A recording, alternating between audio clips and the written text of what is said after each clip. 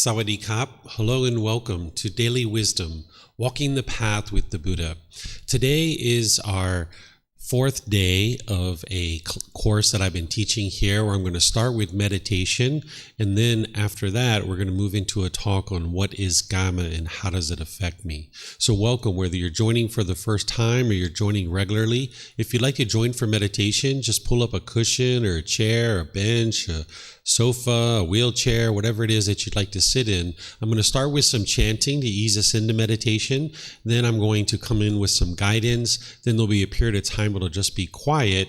And then we'll come out of the meditation with some more chanting. So welcome, whether you're joining for the first time or you've been joining regularly.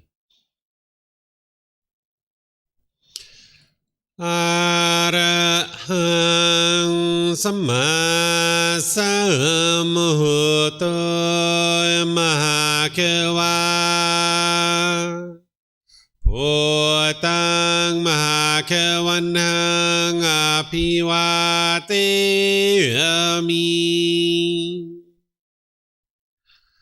Sawakato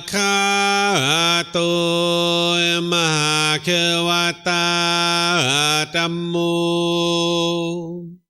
Dhammang Namasami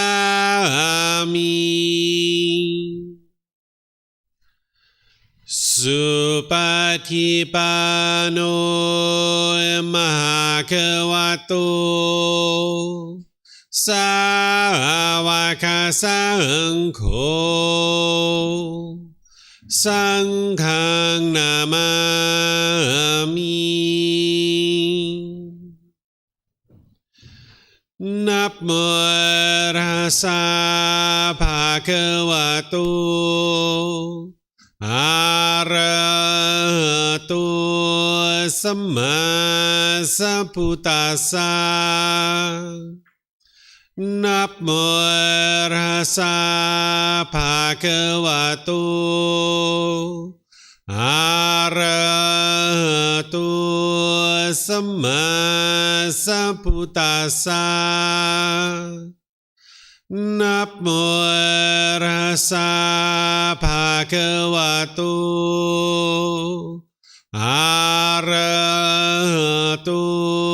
Samma Sambuddhassa Iti piso Mahakewa Arahang Samma Sambuddho Vicacaranang Sammuno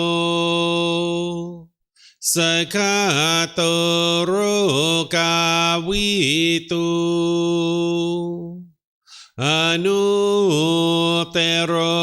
Purisa Dhamma Sati Satatawa Manusanang Bhutto Bhagavati.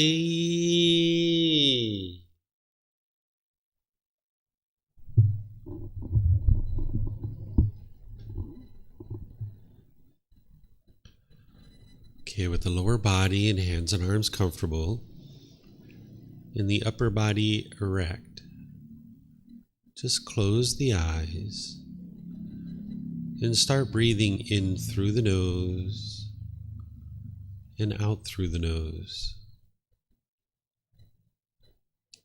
Here you're just looking to establish the breath, a nice, natural, steady, consistent breath. Not forced or controlled, just a gradual inhale through the nose, experiencing the full breath. And then whenever you're ready, exhale out through the nose. Breathing in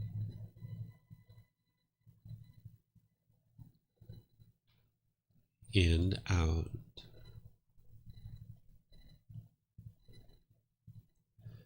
Breathing in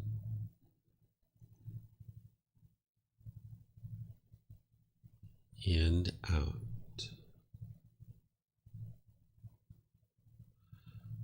Your breath may not match up to the guidance that I'm providing, and that's okay. This is your practice. I'm just here for guidance.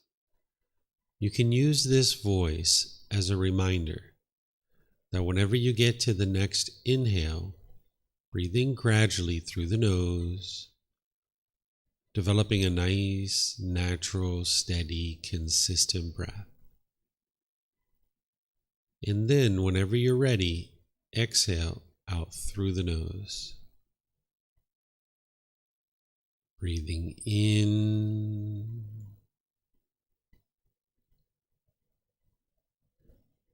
and out. Breathing in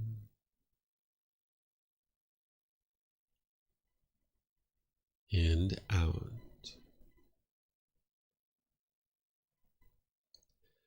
With the breath well established, start fixating the mind on the breath, either the sound of the breath coming into the nose or the sensation of air moving over the skin into the nose.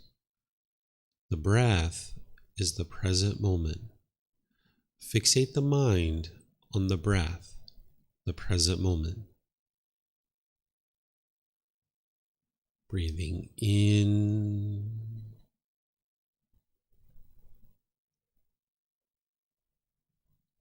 and out.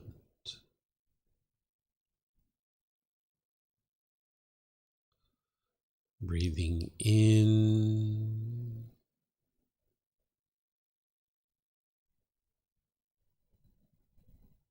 and out.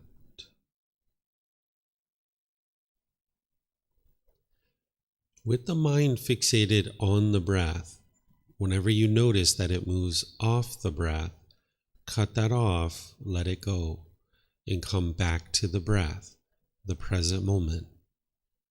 No need to observe the thought, label it, judge it, analyze it, or even try to figure out where it's coming from. Whenever you notice that the mind is moved off the breath, cut that off, let it go, and come back to the breath, the present moment. Breathing in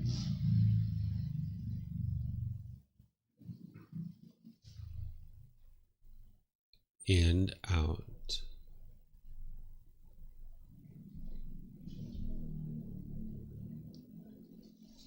Breathing in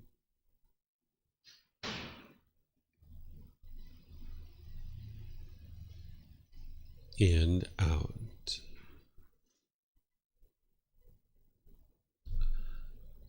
I'm going to be quiet now and let you do this work of focusing on the breath, cutting off and letting go anytime the mind moves off the breath. You have nowhere to go.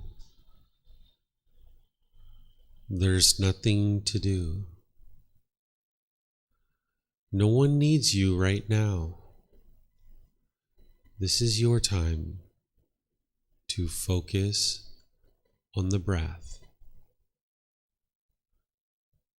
Breathing in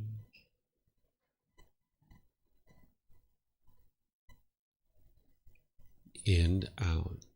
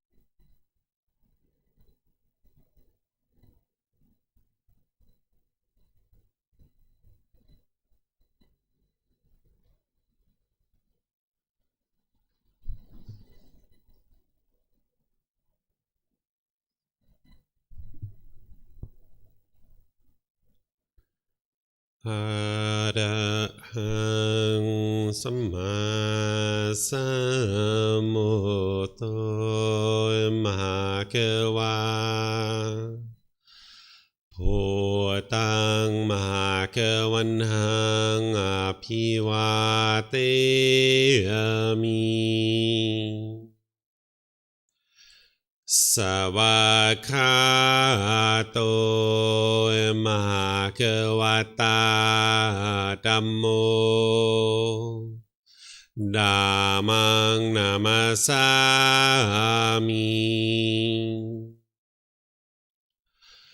สุปฏิปันโนมหาเกวโตสาวกสังโฆสังฆังนามามินะโมตัสสะภะคะวะโตอะระหะโตสัมมาสัมพุทธัสสะนะโมตัสสะภะคะวะโตอะระหะโตสัมมาสัมพุทธัสสะนะโมตัสสะภะคะวะโตอะระหะโตสัมมาสัมพุทธัสสะอิติปิโสมหาเกวาอะระหังสัมมาสัมพุทโธวิชาจารณังสัมมุโนสกขาโตโรกาวิโตอนุเตโรปุริสานามาสติสัตตาตาวามนุสนังพุทโธภะคะวะติ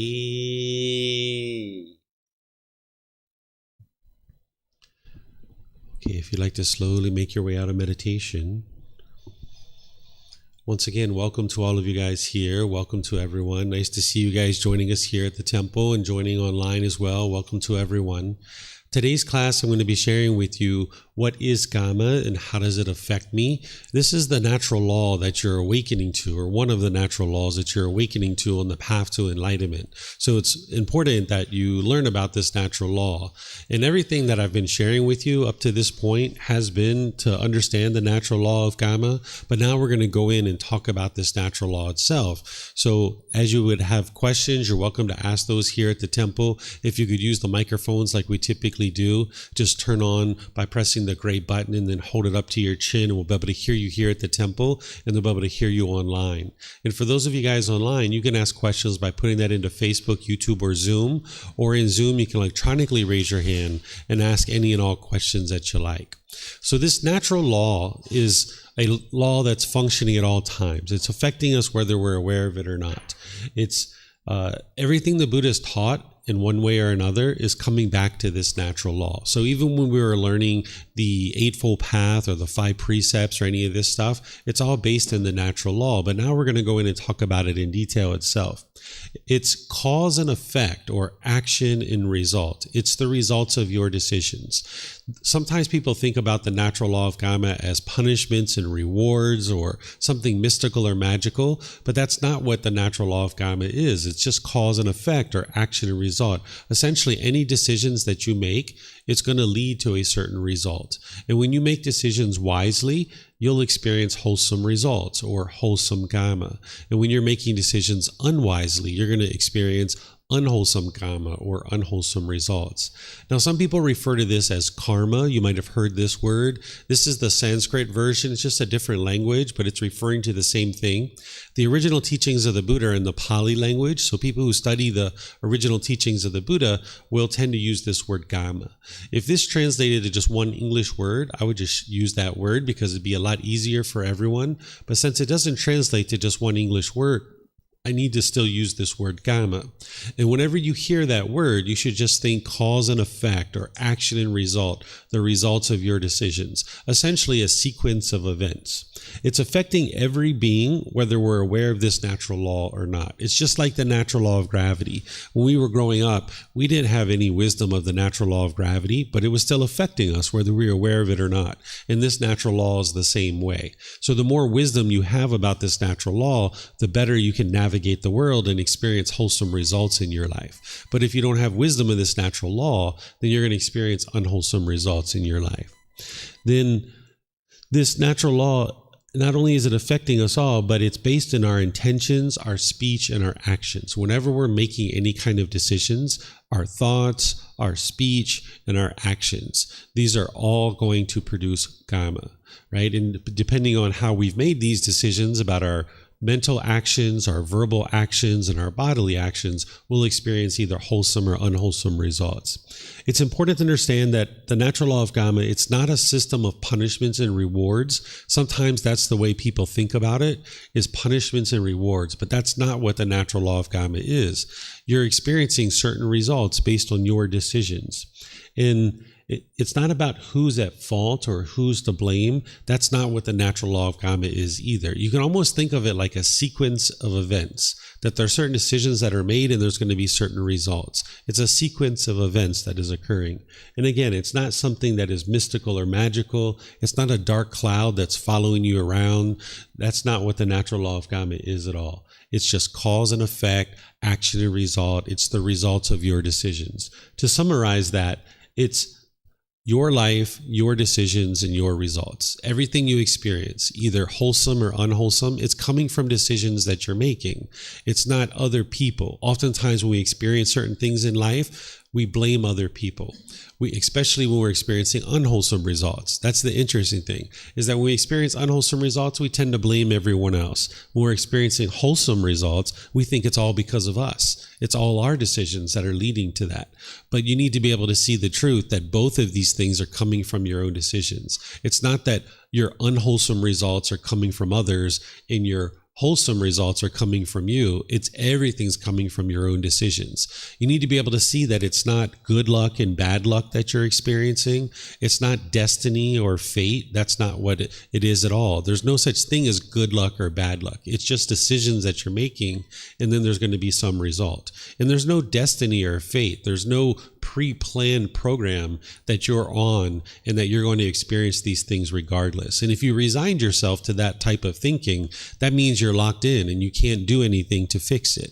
So if you subscribe to the idea that it's destiny or fate that you're experiencing, then that means everything's pre-programmed from this point forward in your life, and there's nothing you can do to change it or fix it. And this would be a defeating perspective. Or if everything you're experiencing is good luck or bad luck, again, you have no control over your life, that you're just going to experience good luck or bad luck.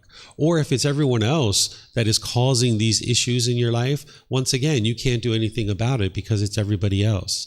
But when you can come to see the natural law of kamma and you realize that what you're experiencing is a result of your decisions, this is very empowering, because now all you need to do is cultivate wisdom of the natural law, make better decisions, and experience different results. So if there's anything that you particularly don't care for about your life, cultivate wisdom, make different decisions, and experience different results. It's really that simple. We tend to complicate it, but it really is that simple. So I'm going to share with you some words of the Buddha here about the natural law of kamma. And remember, everything the Buddha taught in one way or another is coming back to this natural law. In this book series of 13 books, I dedicate one book to the natural law of kamma and the teachings that the Buddha shares specifically about the natural law of kamma. But you could really say the entire book series is about the natural law of kamma. But here I'm just going to share two particular teachings with you to help illustrate specific points that you need to understand about the natural law of kamma at this point. So here's the words of the Buddha. He says, beings are the owners of their Kamma, the heirs of their Kamma. They have Kamma as their origin, Kamma as their relative, Kamma as their resort.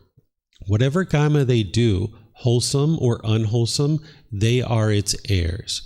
What he's saying here is anything that you experience, wholesome or unwholesome, it's coming from your decisions. That it's your decisions that are leading to any specific result in your life.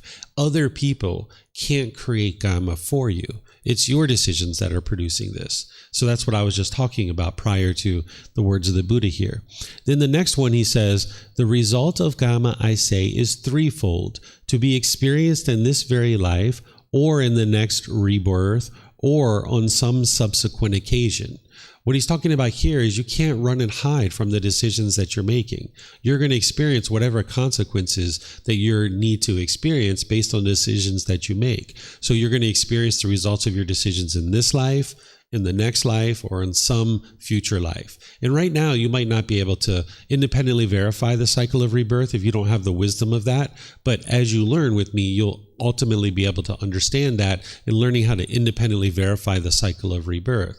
And when you come to this conclusion that, okay, I'm the only one that's creating either wholesome or unwholesome results in my life, and I'm going to experience those results regardless, either in this life, the next life, or some subsequent occasion, then the next thing becomes, well, let me become wise about this natural law. Let me stop making unwise decisions that keep leading to these unwholesome results in my life. So that's where now we can start learning about the natural law of Kamma so that you can understand it more deeply, cultivate wisdom. And if there's anything that you don't particularly care for about your life, cultivate wisdom, make different decisions, and now you'll experience different results. So that's what I'm going to share with you, is the 4 types of Kamma.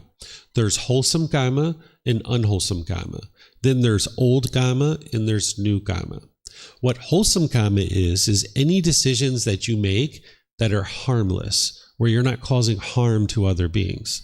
Remember, every being is causing their own discontentedness, whether it's anger, sadness, frustration, irritation, annoyance, guilt, shame, fear, stress, anxiety, loneliness, boredom, shyness, resentment. That's all being caused by one's own mind. But you can cause other beings harm. So harm would be if you're harming someone physically, their physical body, you're harming their material possessions, or you're harming their reputation. This would be harm that you're inflicting on another person based on your intentions, your speech, or your actions. So if you're practicing harmlessness, then any decisions you're making that are harmless, where you're not causing harm to others, then no harm will come back to you. You're going to experience wholesome results. That's why right now you're just sitting here listening to me. You're not causing any harm to anyone, and no harm is coming to you. You're just sitting there just politely listening, right? So you're not causing any harm in the world at this point, so there's no harm that's coming to you. But if you were to make harmful decisions, then you're going to experience unwholesome Kamma. So if you punch the person next to you, or if you spit on the person next to you, right, or you did something like this, then you're going to experience unwholesome Kamma. You're going to experience unwholesome Kamma coming back to you because you're now making a harmful decision, right? So wholesome Kamma is when you're making harmless decisions. Unwholesome Kamma is when you're making harmful decisions. And remember, this is wholesome results. When you're making harmless decisions, you're experiencing wholesome results or wholesome Kamma. Or if you're making harmful decisions, then you're going to experience unwholesome results or unwholesome Kamma. Then there's something called old Kamma and new Kamma. What old Kamma is any decisions that you made in the past that you're experiencing the results of right now in the present moment. That's what old Kamma is. Decisions you've made in the past that you're experiencing the results of right now in the present moment. Then there's new Kamma. What new Kamma is any decisions you're making now that you're going to experience in the future. Okay? So let me give you some examples of this. So say in the past, maybe 3 years ago, you needed to fill out some tax forms in order to report to your government how much income you have in order to pay taxes. And let's just say you lied on that tax form 3 years ago. And now in the present moment, you just got a letter from the government that says, hey, you lied on your taxes. You owe us $1,000 for the original amount of tax. You owe us $1,000 penalty, and you owe us $1,000 interest for this. You now owe us $3,000. This is your old Kamma coming back to you. Now in the present moment, you have some decisions to make. What am I going to do? Well, you could rip up the letter and throw it in the mail or throw it in the trash, right? That's trying to run and hide, and you can't run and hide from that. You're going to experience this, right? So if you're making these harmful decisions, then you're going to continue to experience the results of this Kamma coming back to you. Or you could call up the government. You could yell and holler and scream at them, be impolite, unkind, unfriendly, and disrespectful. This is just going to produce more unwholesome Kamma, right? Because now you're making unwise decisions that are producing unwholesome results or unwholesome Kamma, right? And that's going to create new Kamma that is unwholesome. But also, if you understand the natural law of Kamma, and you understand that you can't run and hide from your Kamma, and your goal is to extinguish all your unwholesome Kamma. That's what you're doing on the path to enlightenment, is you're extinguishing all your unwholesome Kamma. So now in the present moment, knowing this old unwholesome Kamma is coming back to you, you might make wiser decisions with the Eightfold Path, understanding that you would like to extinguish this. So now what you might do is you might sit down and write a friendly letter to the government, or you might call them up and be polite, kind, friendly, respectful, and say, hey, I'm so sorry this situation has occurred. I would like to take full responsibility for this, but I'm so sorry. I don't have $3,000 to pay you right now. Is there something that we can do to fix this? Right? So you might write a letter, you might call them up and be polite, kind, friendly, respectful, because you're now working to extinguish this. And now maybe because you're being so friendly and so polite and so respectful, you might say, hey, you know what? We're going to drop off that interest. We're going to drop off that penalty. Just pay us the $1,000 and we'll be good. And still you might say, hey, I'm so sorry. I don't even have $1,000. Is there something we can do? And now maybe they might work out a payment plan for you. So now in the present moment, because you're practicing wisely to be polite, kind, friendly, respectful, practicing right intention, right speech, right action, now you're creating new Kamma that is wholesome. And now you're extinguishing this old unwholesome Kamma that's coming back to you. And that's essentially what you're doing on the path to enlightenment, is you're becoming wiser and wiser and wiser and making all these wise decisions so that you can extinguish all your unwholesome Kamma that's coming back to you, that's old. And now in the present moment, you're making new decisions that are going to produce wholesome Kamma. So now let's talk about what is actually producing these. That here, unwholesome Kamma, the Buddha is explaining to you what's actually producing unwholesome Kamma. And this is connected to what we were talking about yesterday. We were talking about the 3 unwholesome roots of craving, anger, and ignorance. This is where unwholesome Kamma is being produced. That when your mind has craving, anger, and ignorance, and you're making decisions through that, then you're going to be producing unwholesome Kamma. So craving, remember, those selfish desires, that longing, yearning, wanting things to be a certain way, chasing after the objects of your affection, this unquenchable thirst. When the mind is making decisions through cravings, it's going to produce unwholesome results because the mind is oftentimes very selfish there and just thinking about yourself, and I'm wanting this pleasing thing. Then if you get what you want, you get pleasant feelings. But if you don't get what you want, you get those painful feelings. And now the anger and the frustration, the agitation, the annoyance starts to arise. And when you make decisions through that, it's going to produce unwholesome Kamma. And you can look at your life and you can see that when you were angry and bitter and hostile and harsh, it produced unwholesome Kamma for you, or unwholesome results. And where all of this is coming from is the lack of wisdom, the unknowing of true reality, or the ignorance. And whenever you're making decisions through that, which is ignorance of the natural laws, then you're going to produce unwholesome Kamma. So those 5 precepts that we taught yesterday, when you're killing or stealing, having sexual misconduct, when you're lying, taking intoxicants and substances that cause heedlessness, it's going to produce unwholesome Kamma because the lack of wisdom, because of the craving in the mind, and then because of this anger, this is all going to produce unwholesome Kamma. So you're bringing this craving, anger, and ignorance down by applying the tools and techniques from the Eightfold Path. And specifically, I talked yesterday when we discussed the 3 unwholesome roots about specific antidotes or remedies to these 3 unwholesome roots. And what you're doing is you're arising the wholesome roots so that you can produce wholesome Kamma. Whenever you're making decisions through generosity, loving kindness, and wisdom, it's going to produce wholesome Kamma, or wholesome results. Generosity is the giving and sharing without any expectation of anything in return, such as your time, your effort, your energy, and your resources. Whenever you're doing that, it's producing wholesome Kamma. The first thing it's doing is training your mind to let go. You're eliminating craving, desire, attachment. But there's other benefits too that we're going to study today after our mid-morning break. I'll share with you the benefits of practicing generosity, right? When you're practicing generosity, you're experiencing all kinds of benefits. One of them is you're enhancing the quality of your mind. The second thing here is loving kindness. This is the exact opposite of anger, just like generosity is the exact opposite of craving. With craving, you're just thinking about your own selfish desires. With generosity, you're sharing with others. With anger, hatred, ill will, and the lesser versions like annoyance and frustration, agitation, the mind is being bitter and harsh and hostile, resentful towards others. But loving kindness is to have this genuine interest in seeing all beings be well, this active goodwill towards all beings. And now when you're functioning through that, with your intention, speech, and actions, it's going to produce wholesome results. And then the same thing when you're functioning through wisdom. When you have wisdom of the 3 universal truths, the 4 noble truths, the Eightfold Path, the 5 precepts, and all these other teachings, you're going to now start producing wholesome Kamma because you're making wise decisions based in the wisdom of this natural law.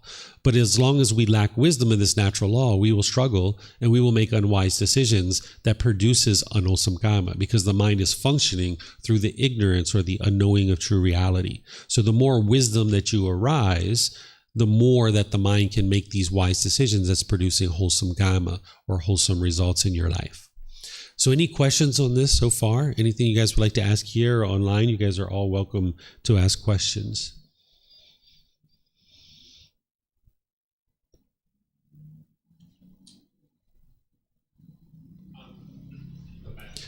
Yeah, you can use the mic, Frank. Okay, Frank is asking to go back a slide to here, to the unwholesome Kamma. Oh, sorry, the one previous. This with one? the new and old. Yeah, so, sorry, I'm just digesting the example of old Kamma, physical body and mind. So I guess what you're saying is our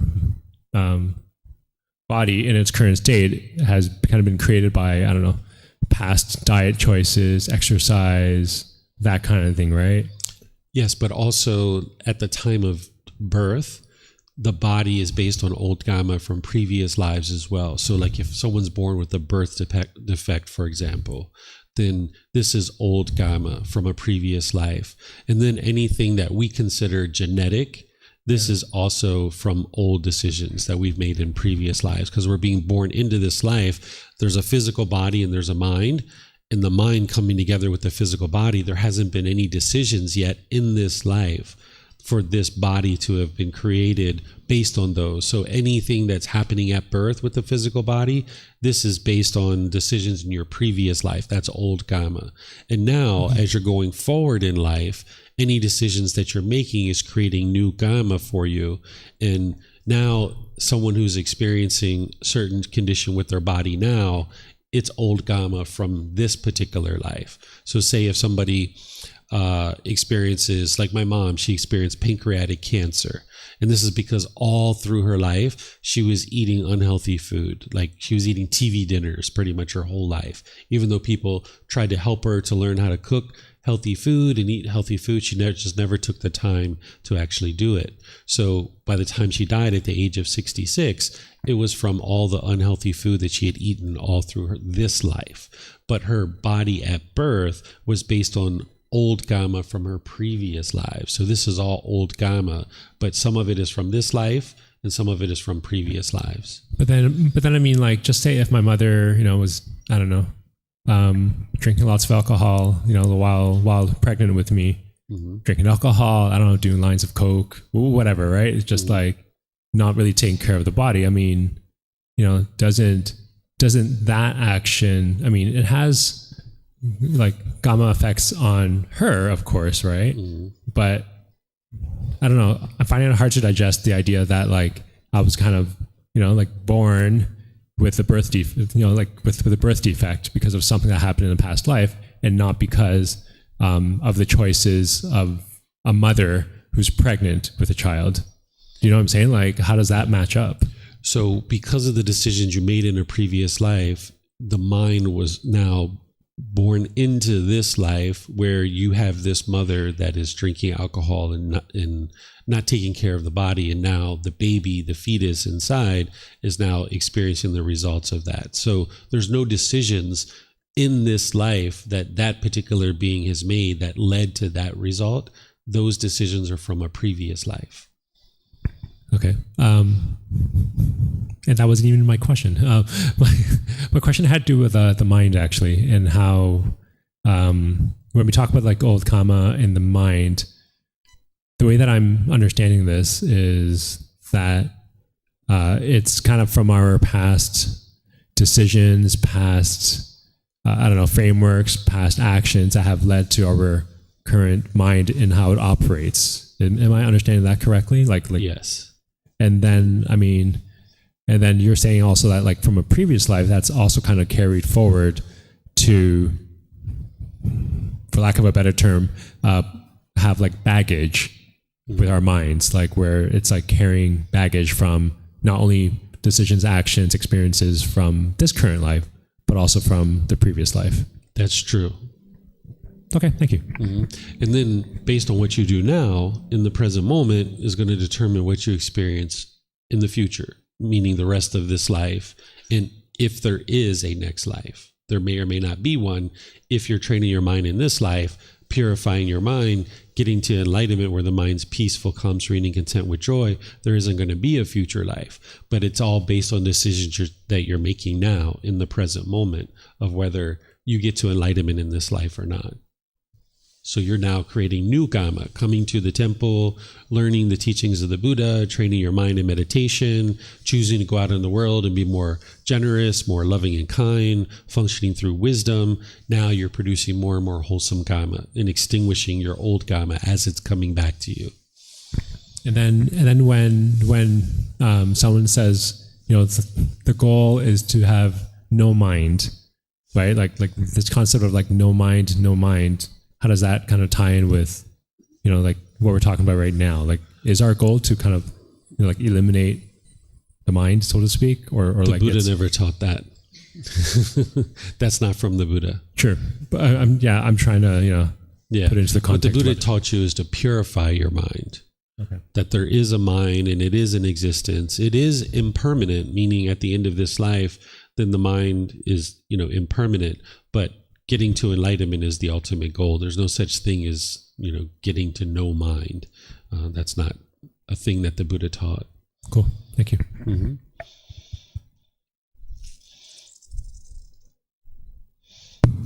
Okay, so the definition of wisdom is basically knowing this. The path to enlightenment, like the Eightfold Path, the Four Noble Truths, etc.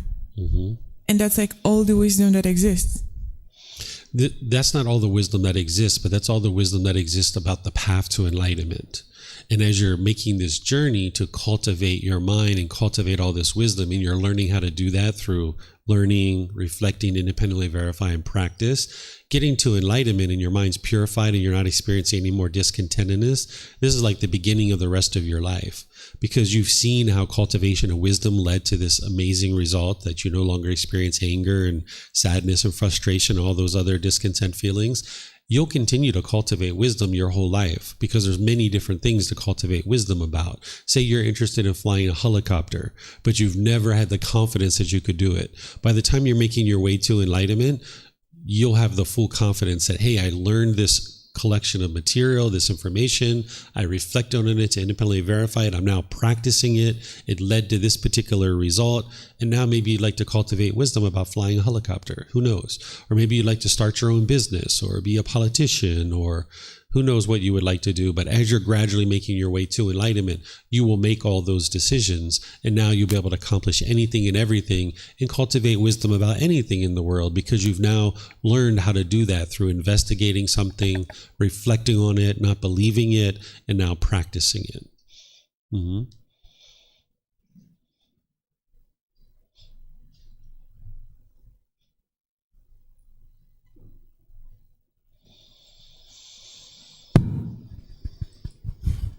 Thank you, David.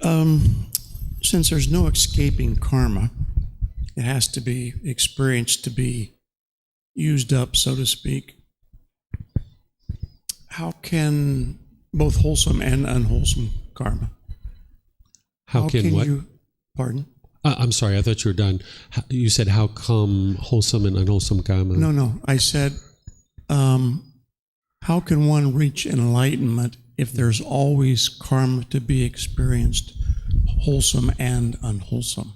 Yeah, so what you're doing is as your unwholesome karma is coming back to you, you're extinguishing it. It's like burying it. It's by making new decisions in the present moment to extinguish that unwholesome karma. So this example of the tax letter coming to you from your government.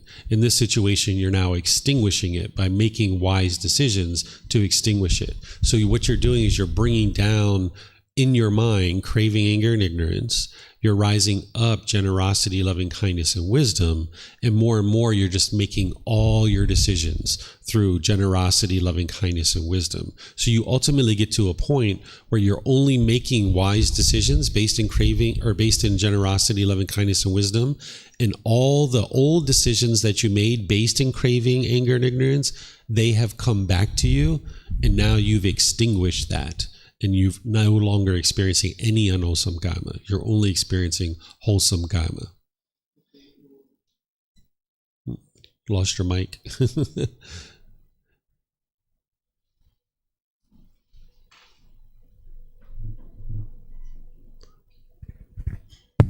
Well, even the wholesome karma has to be experienced. You're experiencing wholesome karma by getting to enlightenment. You're experiencing plenty of wholesome karma. True, but I mean, there has to be a life in order to receive and experience the wholesome karma as well as the unwholesome karma. Yeah, you're in other words, how do you your wholesome karma in this life. How do you stop this cycle? You're extinguishing your unwholesome karma. That's what you're extinguishing. You're not extinguishing your wholesome karma. Right. You're generating more and more of it. Right, which still has to come back to you either this life, next life, or some other occasion. You're experiencing it now in this life. So you don't experience wholesome karma in a next life? If you've gotten to enlightenment, the Buddha doesn't declare what comes next, whether you do or don't experience any particular life. It's an undeclared teaching. Okay. So if someone is tragically killed, for example, in this life, tomorrow, whatever, that's the result of some unwholesome karma? Yes, and when we say unwholesome karma, be sure you understand that it's decisions that we make. Sure. Say, for example, somebody's walking down the street talking on a mobile phone. They're not practicing singleness of mind. They walk out in the middle of the street and whack, they get hit by a truck. Right. This is the unwholesome karma of the unwise decision of you're not practicing singleness of mind. It's not punishments and rewards. Right. It's the results of decisions that you're making. But if you weren't talking on your phone, I mean, that's a pretty immediate example. But if you weren't talking on your phone, if someone, came in your home and shot you, for example, I don't know if that's immediate or if that's from a previous life. You're not going to necessarily know 100% what you're experiencing in this life. When we talk about karma from your previous life, the way that this gets experienced is it's not anything mystical or magical. It's not a dark cloud following you around. What it is you have certain cravings in your mind in your previous life. And now that's what creates the new mind. And those cravings and residual memories come into your new mind. And now you make decisions in the present moment in this life that are affecting you in this life. But it's based on cravings in the past. So I'll give you an example of this. So say we have a person in the past, and let's just say Bob in the past is very sexually promiscuous, and he's having all kinds of sex with lots of different people. And he gets to the end of this life, who knows how long he lives, maybe 60, 70 years old, and he dies. But he still has this overwhelming craving to have sex. And now say the next life, he's born as Barbara. And now Barbara still has this craving from Bob's mind that has now moved into Barbara's mind. And now Barbara also is maybe sexually promiscuous. Maybe she's been married to a couple of people. Maybe she's gotten divorced. Maybe her life is very challenged because she's having all this different sex. And now maybe she even gets HIV and potentially dies during this life. This is Kamma from the previous life, that the craving came from the previous life, but it's decisions that Barbara is making in this life that is leading to that result. But it's craving, or what the craving is coming from the previous life. So in this situation, we say it's Kamma from your previous life, but it is decisions that you're making in this life. So same thing with someone who shot in their house in the middle of the night. This individual is making certain decisions that have led to these kinds of things. Where they live, the type of place that they live, the location, all these different things are leading to that particular result. So living in one place or another is more safe than another.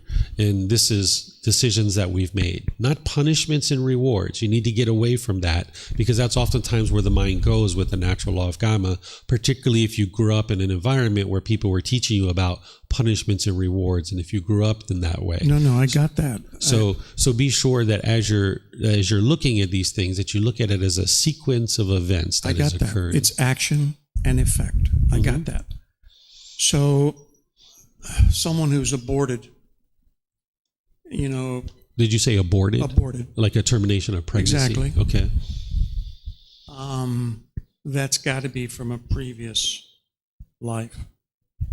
Because, a fetus in the womb is really not making wholesome or unwholesome decisions. So hundreds of thousands of fetuses aborted each year. Those must all be from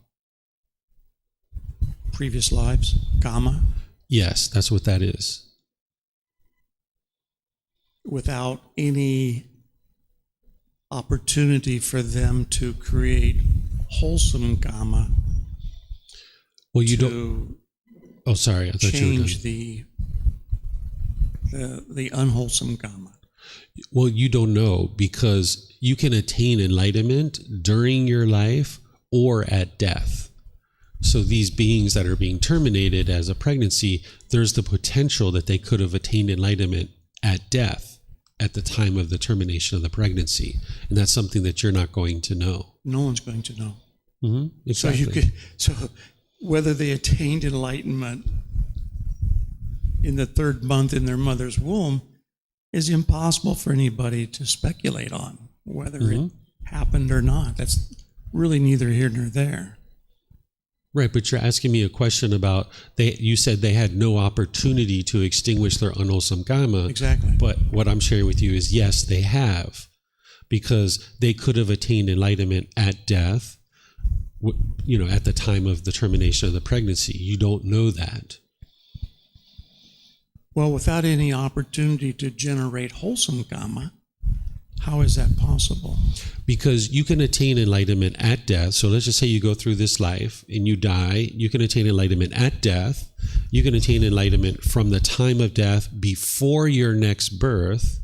You can attain enlightenment at the time that you arrive in that next life. And then in that next life, you can attain enlightenment at death there as well. There's all these opportunities to attain enlightenment, depending on what you've done in your prior lives. Right. So you're saying that even if we do everything right, it may not be until the third or fourth or successive lives that we actually experience the enlightenment then. You've already experienced countless lives to be able to get to here. Even the Buddha experienced countless lives. It's not going to be just 3, 4, 5, 6, or 7 lives. 10,000, a million, a billion, whatever. Mm-hmm. But you can't escape Kamma. So the fetus aborted in the mother's womb at 3 months, can't avoid it. It's already the effect of something that was an action, previous life, 1,000 lifetimes ago, whatever. Cannot be avoided.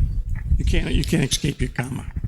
Right, but another thing that your mind's doing is you're having the perception that death is bad, right? You're having the perception that, okay, this fetus was terminated, so therefore something horrible happened. No, but what I'm sharing with you is that's not necessarily the case. If they've attained enlightenment at death, that's the best thing that could ever happen to them. And I'm not saying that we should go around and, terminate pregnancies because we're thinking these beings are getting to enlightenment. That's not what I'm sharing. But what I'm sharing with you is that you're looking at death through the perception of this is something that bad has happened, and that's not necessarily the case. So in other words, if they're terminated in the womb, then there'll be another life. There'll be another life. Potentially. Unless there's enlightenment. There's enlightenment, yeah. If every single fetus that was terminated at the time that it was in the womb experienced a new life, this would be permanence. And that's not the case. We understand the universal truth of impermanence, that some beings are going to experience a new life, and some beings are going to have gotten to enlightenment within the womb. And this is the universal truth of impermanence. And that's why you can't look at death as necessarily something that's bad. And this is what people tend to do, is they think, oh, this person, this fetus was terminated, so therefore this is something that's bad that has happened. And you can't always say that, because that would be permanence. So regardless of what happens, since we can't avoid karma, you just live your life and accept what comes your way, because there's no avoiding it. That's not the way that I would suggest you practice, because that's a defeating perspective of like, hey, I'm just going to accept whatever happens. Instead, what I'm teaching you is to cultivate wisdom of the natural law of Kamma, make wise decisions, and produce wholesome Kamma. And now, as anything unwholesome is coming back to you, you apply wisdom to be able to extinguish that. And now you're producing more and more wholesome Kamma. But you have to experience the Kamma. There's no avoiding it. Are you saying you can negate it? You can lessen it? No. What I'm saying is that as it's coming back to you, because when you're experiencing old Kamma coming back to you, it's from decisions in the past. You can't change that. You can't change it, so you have to experience it. Yeah, you're experiencing it, but now that you experience it differently.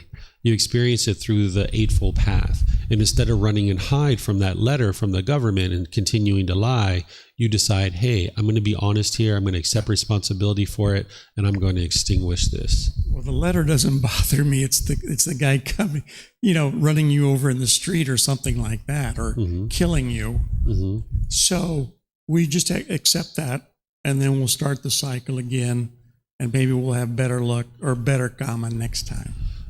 No, you would like to make conscious decisions that are going to produce wholesome Kamma for yourself. Right. So you can generate wholesome Kamma all day long, but there's no avoiding what was generated a few lifetimes ago. You still have to experience it, and all you can do is kind of hope that you're generating good Kamma going forward. Remember that anything you experience in this life is from decisions you're making in this life.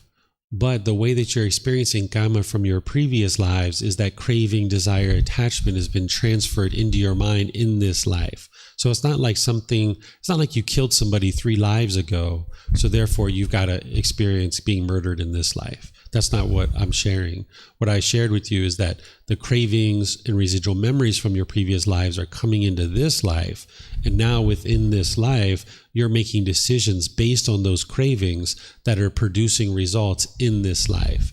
And that's where we share that this is old Kamma. These are cravings from your previous life, but you're making decisions in this life. So for example, someone isn't just going to randomly show up at your house and then shoot you and kill you. It's based on the decisions that you're making in this life.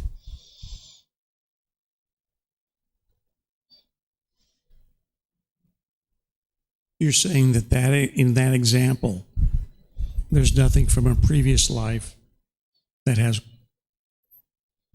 played out in this life.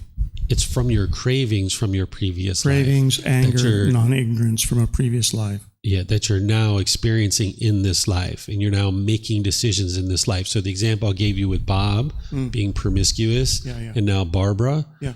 Barbara is making new decisions in this life, but it's based on cravings from her previous lives. That's why she's now making these decisions that she's making with sexual misconduct that led to continuous divorces, continuous broken relationships, and ultimately HIV in this example that I gave, and then death. This is all decisions that she's made in this life, but they're being motivated by cravings from her previous life. And that's how you experience Kamma from your previous life. It's not that you murdered somebody 3 lives ago and now someone's going to murder you this life just because that happened there. You're now being punished for it here. That's I understand that there's no direct, murder doesn't equate to murder 3 lives ago. I understand that. We're talking just about Kamma, wholesome and unwholesome. Mm-hmm. Rex, if I can ask you that when we're having a conversation that we both talk, and then when one person's done, then the other person will talk, it's going to help you to be able to learn. If you'd like to talk, I'll let you talk. You're more than welcome to talk. But if you would like to learn, when I'm sharing teachings with you, you're going to need to be able to restrain your mind and not have craving to talk so that you can listen and understand. Okay, I'm sorry, David, if I talked over you. That's okay. Go ahead. I'm not discontent about it. I'm just trying to set an environment where you can learn best, because typically when you ask questions, this is how it goes. And I would like to encourage you to practice non-craving, non-anger, non-ignorance, so that as you arise more and more wisdom, you can make wise decisions to listen and learn and understand, because you've had questions about Kamma before, and I'd like to be sure you learn that and you can understand it, because otherwise you'll just keep having a lack of wisdom and keep not understanding. Gotcha. Thank you, David. So is there anything else you'd like to ask? Okay, good. All right. So if there's ever any time you would like to ask questions, you're more than welcome to ask any and all questions you like. But when we have a conversation, just be sure that you're listening and you're understanding, and you're not just listening to respond, but you're listening to understand. Because when you listen to understand, then you will actually understand. But sometimes what a student might do is they might listen to respond, and they're not really internalizing what's being shared. And in this situation, you're not going to be able to learn and understand what it is you need to understand. Okay. All right. Any other questions on wholesome or unwholesome Kamma? Yep. So craving is the only thing that's being recycled, so to speak, right? Craving and residual memories is coming from your previous lives, and now it's coming into your new life. And now you're functioning based on those cravings in this life. And you still have those residual memories. This is where you can have memories of your past lives, and they can be bubbling up into your mind. And you can have things like deja vu and vivid memories and observations of your past lives. But the cravings, yes, that's what's coming forward in your current life. And that's what's motivating your unwise decisions. Because now with those cravings, the mind is not only experiencing craving, but it's experiencing certain anger based on the cravings from a previous life. And where it's all coming from is this ignorance or unknowing of true reality. And when we think about like a death of a child, it's usually thought, we usually think it's very tragical. But now I'm thinking that person could potentially be reborn into like very good conditions, because a child is usually very pure, right? Right. So oftentimes people have craving for every life to live a certain amount of time, right? There's this attachment, there's this desire. And when someone sees a baby dying at, say, 3 months, it's like, oh my goodness, that's such a tragedy. But they don't necessarily know that, because they don't know what's transpired in that mind. Maybe that being got to enlightenment. It might have been the best thing possible, right? They don't necessarily know that. But because of one's own cravings, they look at this with the perspective of something bad has happened, and now they might be discontent about it. And that's where what you come to is your goal in this life is for you to practice and you to get to enlightenment. It's not about trying to, figure out for other people what they should or shouldn't be doing. But whatever happened, this being dying at 3 months, it was results of decisions that were made, and it was based on that being's decisions. It's not to do with your decisions or anybody else's decisions. And the more you see this cause and effect within your own life, you can know that everything you experience and everything everyone else is experiencing, it is Kamma. you might not know exactly what it is at the time that somebody else is experiencing something because you're not involved in their life all the time. But the more you see it in your life, the more that you can understand that this is your Kamma. And then you'll know that what everyone else is experiencing is the same thing, because if it's happening with you, then you know it's happening with everyone else too. Okay, thank you. And lastly, how can a baby or a fetus potentially achieve enlightenment at death if they don't have like the mental capacity to understand the laws of the universe? It depends if there's any craving in the mind. So if there's craving, desire, attachment in the mind, then there's going to be a rebirth. But a being can potentially have extinguished a whole lot of their cravings, desires, attachments in their previous life, and maybe the only craving they had left was a craving to be born, and that's it. Maybe that was it. And now they were born, they extinguished that craving, and now boom, they're done, right? And they've extinguished that craving. So this is where you don't necessarily know what's going on in another being's mind, and it would be really unwise to try to judge another person's mind. A teacher is going to help their students when they see things going on in that student's mind. One of the roles of a teacher is to point out treasure and help a student see areas to improve. But for just an average person who's not a teacher, that individual shouldn't be looking at other people and trying to determine, what's good or bad for their life. Instead, just focus on your own mind, your own development. But just know that this is a possibility that beings can be born or reborn into this world and then die at the age of 1 month and actually have gotten to enlightenment, because maybe they're just extinguishing that last craving that they had, which is a craving for birth. Super interesting. Thank you. Yeah, you're welcome. Let me see. Any other questions here online? You guys can put those into Facebook, YouTube, or Zoom. Or in Zoom, you can raise your hand and ask any questions that you like. Okay, so I'm not seeing any questions anywhere. So I'm going to move on to this next piece, which is helping you understand how to extinguish your unwholesome Kamma. This is what you're doing on the path to enlightenment. Is, as I mentioned, you're bringing down your craving, anger, and ignorance through all the tools and techniques that the Buddha shares, like the Eightfold Path and what I talked about yesterday, breathing mindfulness meditation and generosity, loving kindness meditation, and practicing loving kindness and cultivating wisdom. You're bringing down your craving, anger, and ignorance, and you're bringing up your generosity, loving kindness, and wisdom. It's the Eightfold Path that is helping you to be able to do that, so that you can more and more produce new decisions that are wise. And now more and more you're experiencing wholesome results or wholesome Kamma. And now you're extinguishing the unwholesome Kamma. So in the past, where we were maybe making unwise decisions, you're putting like mud in your garden hose. That's essentially what we're doing all through our life. We have this lack of wisdom. We have unwise decisions that we're making, and we're putting mud in our garden hose. And now what you're doing on the path to enlightenment is like hooking up your hose to the faucet, and you open up the faucet and you get this clean water coming into the garden hose. And if you're coming to the temple once a month, once every 6 months, you're meditating once a week, you've got like a little drip going through this highly impacted garden hose full of mud, and you're not going to clean this garden hose out. But over time, if you open up that faucet more and more, where you're reading books, you're coming to the temple regularly, you're meditating regularly, you're consulting with your teacher regularly, all these kinds of things, you're getting more and more water going into your garden hose. You're getting more and more wise decisions going into your life. And now this garden hose is going to spit mud. That's the unwholesome Kamma coming back to you. It's going to spit mud.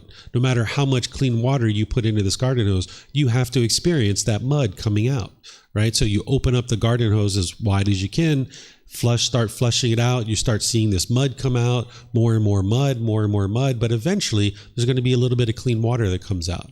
But then there's going to be more mud, more mud, more mud. Now there's going to be some clean water, clean water, clean water. But now some more mud. And then clean water, clean water, clean water, clean water, clean water, clean water, and then mud. And then eventually all the mud's gone out of the garden hose. You have nothing but clean water coming out of this garden hose. And that's what you're ultimately working to do by making wise decisions, to put more and more wisdom into your mind and make more and more decisions through generosity, loving kindness, and wisdom. Right? So I'll give you some examples of this on my life. You wouldn't be able to just snap your fingers and instantly practice the teachings of the Buddha, but let's just say you could. Let's just say you could instantly snap your fingers and you'd be practicing the teachings of the Buddha perfectly, you're still going to experience this old Kamma coming back to you, right? So what you're really experiencing is as you're decreasing your craving, anger, and ignorance and trying to put clean water into the garden hose, you're actually still putting a little bit of mud into your garden hose, even though you're on this path, right? So you're going to need to bring down the craving, anger, and ignorance to put less and less mud in this garden hose. But let's just say you could instantly snap your fingers and practice the teachings of the Buddha perfectly. There's going to be mud that's coming back to you. There's going to be unwholesome Kamma. You're not enlightened yet. Even though you're practicing the teachings perfectly, you still haven't experienced your unwholesome Kamma. It's not until you've extinguished all your unwholesome Kamma that you now are actually enlightened. So as this old unwholesome Kamma is coming back to you, and now you're practicing the teachings perfectly, so to speak, even though that's not possible in the snap of a finger, but let's just say it was, as this is coming back to you, now you need to be making wise decisions through the Eightfold Path that is now going to extinguish this. So I'll give you an example from my life, that in the past, I was quite bitter and quite harsh and quite hostile in different situations because I grew up this way. So my mind also had craving, anger, and ignorance. So all through my life, I experienced different times where I was bitter and hostile and harsh with different people. And one of those people was my wife. So even though we met now 17 years ago, of course, I was polite, friendly, and respectful to a certain degree. But after the honeymoon phase was off, there were different times where I'd be grumpy and I'd be irritable and I might be hostile or harsh to her, right? And now, as time went on over a period of time, she became that way too. She started being that way too. Well, at the 11th year mark, when we were together for about 11 years, I decided, okay, I'm done with this. I need to transform my mind. I'm going to start doing something different. And I started doing things differently. But because I had been bitter, harsh, and hostile in our relationship for 11 years, she was still being bitter and harsh and hostile to me. So even though I was being polite, kind, friendly, and respectful to her, she was being bitter, harsh, and hostile back. And this lasted for a good year and a half. There were times where she would just come and start yelling at me and be upset with me. And I would just sit there and listen sometimes. And then I would smile and I'd walk away. Other times she would yell and holler, and I would say, "Thank you, dear." And I would why her and I'd walk away. Other times I just walk away from the beginning. I just wasn't even interested to be there. Other times she would be yelling and hollering and screaming, and I would say, "Anything else? Anything else?" And I would just ask her, I would just try to get her to extinguish it, because I knew she needed to extinguish her anger, right? It needed to be extinguished. And I needed to extinguish my Kamma. So I would almost encourage her. I would say, "Anything else? Anything else? Is there anything else you'd like to share?" "Yeah, I know I was really bad in the past, wasn't I? Yeah, I really did some unwise things. Anything else you'd like to share?" Right? So she would just keep saying it, all this stuff. And eventually, over a year and a half, she extinguished it. Right? So now there's been 5 or 6 years where I haven't been bitter and hostile and harsh to her. She hasn't been bitter, harsh, and hostile to me. Our relationship has been nothing but peace and joy. Right? So that now I've extinguished my hostility towards her. She's extinguished hers towards me. We don't have any hostility or aggression, no arguments, no nothing. It's just completely peaceful. Right? And this is the way all my relationships are with people. So this is what you can be able to do in all your different relationships. Even if you're in relationships now that are bitter, harsh, and hostile, you can transform those. Because not only did I need to extinguish my unwholesome Kamma with my wife, but I had to do it with my son too. Because my son, at the age of 6, was starting to talk to his mom in unkind ways, in disrespectful ways, because he had saw dad doing that with mom. So then, as I was teaching my wife, I needed to teach my son too, to learn how to interact with his mom more politely and more respectfully. And now the whole household, whether it's me and my wife, or my son and my wife, or my son and I, we all speak with each other kind, loving, respectfully, and there's no issues whatsoever in our home like that. And this is what I had to do to extinguish those unwise decisions that I made in the past. This was my unwholesome Kamma, my old unwholesome Kamma coming back to me because I was choosing to be that way in the past. My wife and my son were similar. So I needed to extinguish that. And the first thing you need to do is work on your own mind. Oftentimes we think the first step of making your life better is to fix other people. But that doesn't actually work. You've got to fix your own mind first. You've got to arise the generosity, the loving kindness, and wisdom within your own mind. And when you transform your mind, then you'll be able to transform your relationships. So there's certain relationships that you're in right now that you're probably going to need to let go of. that there's too much hostility, there's too much bitterness, and you're not committed to the relationship, and you're going to maybe just choose to let go and move on. And that's going to be one way to clean those up. Then there's other relationships, like with my wife and my mom, that I was committed to, and I needed to work on my own mind first, and then I needed to work on the relationship. Right? And now you work on those relationships and you improve them and you get rid of all the bitterness and hostility. And then there's a third category of relationships, which are brand new relationships that you haven't even met these people yet. You don't even know their names. But from this point forward, as you're meeting new people, you're only loving and kind, making wise decisions through generosity, loving kindness, and wisdom. And now, because in those relationships, you're only practicing generosity, loving kindness, and wisdom, they'll only be wholesome relationships. You'll only experience wholesome Kamma. So there's certain relationships you're going to need to let go of and move on. And there's certain relationships you're going to need to work on your own mind first, and then work on the relationship through you being generous, loving and kind, and practicing wisdom in those relationships. Then there's a third category of brand new people that you'll only ever be generous, loving and kind, and practicing wisdom. And now you will have cleaned up your relationships, that you don't have any bitterness or any hostility, any resentment in any of the relationships that you have. And this is how you clean up all your relationships. So any unwholesome Kamma that's coming back to you, you need to extinguish it. So right now, if you are in conversations with your mom or your dad or brothers and sisters, and you guys would normally get angry and bitter and harsh with each other, you're going to need to stop doing that. You're going to need to transform your mind and stop doing that and just be loving and kind. And if it means you need to politely get off the phone or you need to politely walk away, any of those kinds of things, that might be what you need to do in that situation. Because the last thing you're interested in doing is talking at the wrong time. If you're not talking at the proper time, which means your mind is angry or frustrated or agitated, this is part of the 5 factors of well-spoken speech, where I teach you to speak at the proper time, where you're not interrupting people. Talk at the proper time where your mind's not angry or frustrated or agitated. And also when the other person's mind is ready to talk. Then you speak the truth. Right? You're always speaking the truth. You speak gentle. This is your tone, your tempo, and your word choice. This is part of right speech. And then you speak beneficially, and you speak with a mind of loving kindness. So if you're doing this in all your relationships, more and more, your relationships will transform. So I had to do the same thing with my mom. You know, I think some of you guys were here yesterday when I was talking about how I had a lot of resentment and hostility towards my mom, and I needed to transform. Because when we would talk on the phone in the past where she would be bitter and harsh and hostile, I would be the same thing back to her.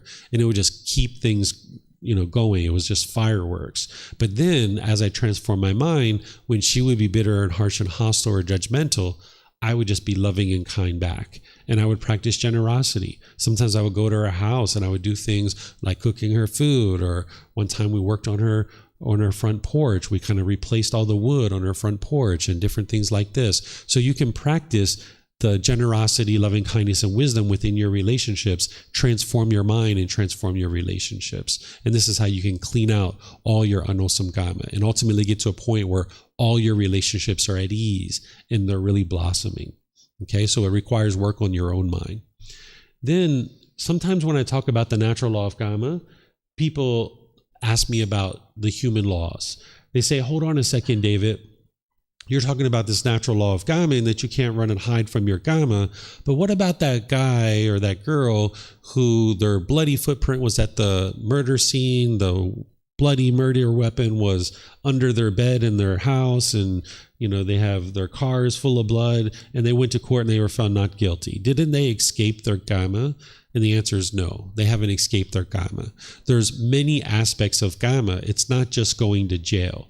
Going to jail and being in prison is just one aspect of your Kamma. It's important to remember that the laws of society are imperfect.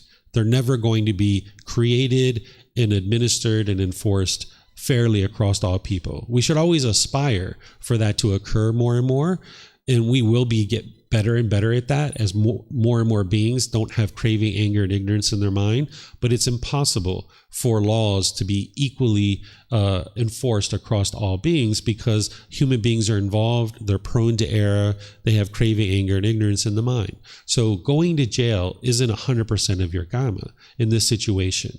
If this situation is really occurring where all these things happen and the person goes to jail they go to court and they're found not guilty and they don't go to jail, there's still Kamma that they're experiencing from that.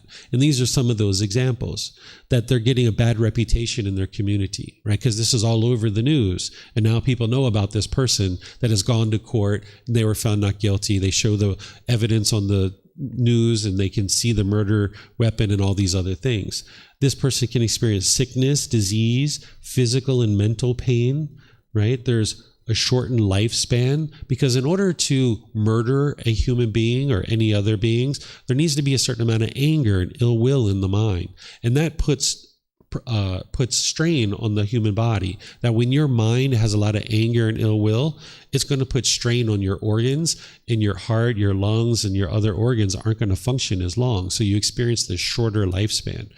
You can experience hostility and aggression and fights and even being killed yourself. Because if you have enough anger, if you have enough craving, anger, and ignorance to kill another human being, it's not just in that relationship that you did that. You're going to be having hostility and aggression in other relationships too. So people are going to be coming at you with hostility, aggression, fights, and potentially being killed. There's the ability to lose income or wealth, because now when this is in the public eye and people know that you've murdered and you try to get a job in your community, people don't want to hire you. They're not interested in hiring you. And you're going to have to spend a lot of money going to court and paying for lawyers and all these other things that you have to pay for. So you're going to lose income and you're going to lose wealth. You'll have difficulties in relationships. As I mentioned, if you have enough craving, anger, and ignorance to kill another being, it's not just in that relationship that that's occurring. There's other relationships in your life that you're also experiencing the same thing. So you're going to be having difficulties in all your relationships. And just because you went to court and were found not guilty, you still have craving, anger, and ignorance in your mind. So as you go forward in life, you're still making unwise decisions and you're still having difficult relationships. You're going to have challenges securing and progressing in employment, securing housing, acquiring the basic necessities to sustain life. These is all unwholesome Kamma that's coming back to you as a result of that killing. And then discontentedness itself and rebirth. Because oftentimes when people kill, there's a certain amount of guilt and shame and fear that's in the mind, and you're needing to live with that. As long as you have these cravings, anger, and ignorance in the mind, the individual is going to be living with that guilt, shame, and fear throughout their life. And then rebirth, that this individual, if they still have craving at the time of death, they're going to then be reborn into another life. And it may or may not be in the human realm. It could potentially be in other realms. So this is all the results of an individual's decision. So just because you see a court case and somebody's found not guilty and you think they should be found guilty, don't feel like that they've run and hide from their Kamma, because you just might not be there when you're seeing the Kamma, and you might not be looking in the right places. You know, when they're going to court with all those lawyers, that's a loss of income that they're having. That is the results of their decisions, the unwholesome Kamma. So there's many things that Kamma is affecting. It's not just whether you go to jail or not. So the human laws, they're imperfect. They're not going to function equally for all beings. But the natural law of Kamma, it's going to affect you whether you're aware of it or not. The more you're aware of it, the more you make wise decisions, you'll experience wholesome results. Okay? So any questions on the natural law of Kamma?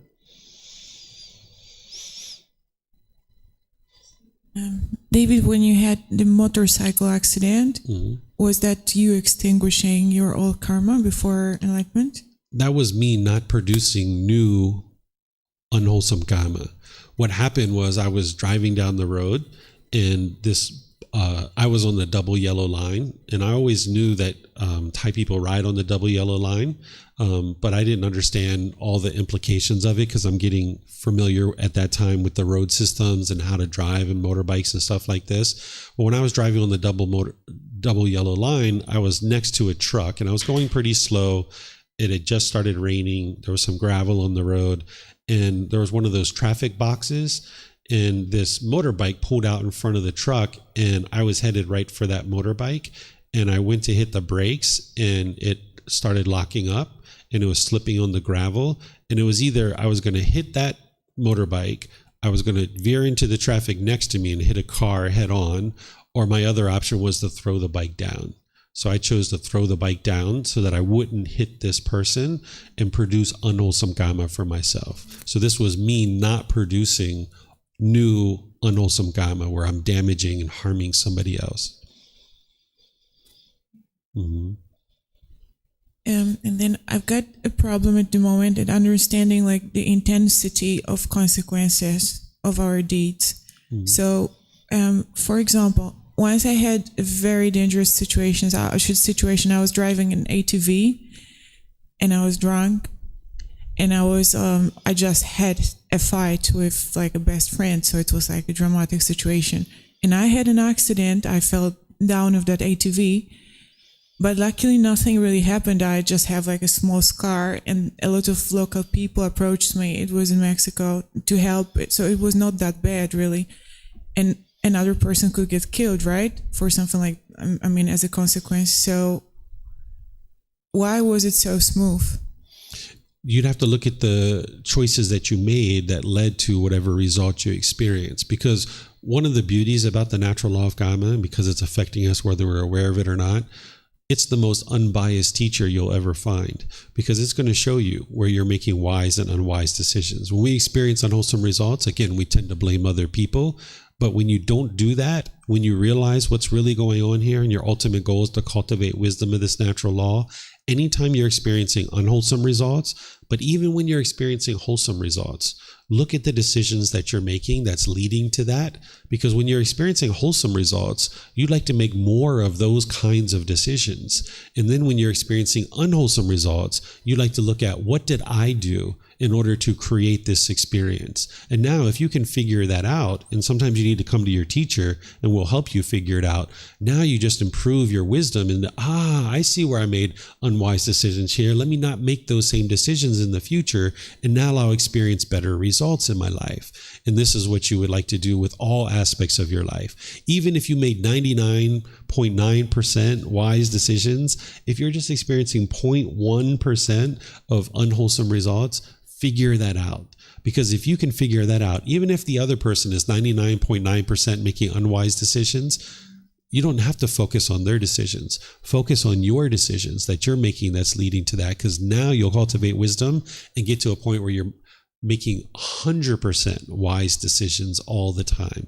And that's what you need to be able to do in order to get to enlightenment. Okay, thank you. And lastly, like, suppose like killing a bird as a hunter, mm-hmm. I think that it requires probably less anger than killing a human being, like murdering a human being. I'd agree with that. Yeah. So consequently, like the karmic consequences would be more severe for killing a human than killing a bird as a hunter, because there was less anger. Yes, that's true. Okay. Mm-hmm. Thanks. Yep. Any other questions? Okay. Let me just check Facebook and see if we have any questions there. I don't see any questions on Facebook. Okay, so it's basically 10:45. It's a little bit before that. So let's take a 15-minute plus break. It's a little bit more. It's about 18 minutes break. And come back at 11. When we come back at 11, I'm going to share with you what is merit. And this is a unique type of wholesome kamma. Now that you're understanding wholesome kamma and unwholesome kamma a little bit, I'm going to teach you about this wholesome kamma. And we're also going to talk about continued support on the path to enlightenment, because today is the 4th day of the course and kind of coming to an end. I'll teach you about how to get continued support going forward on your journey to enlightenment. So enjoy your break, and I'll see you guys at 11. Okay? Take care. Mm-hmm.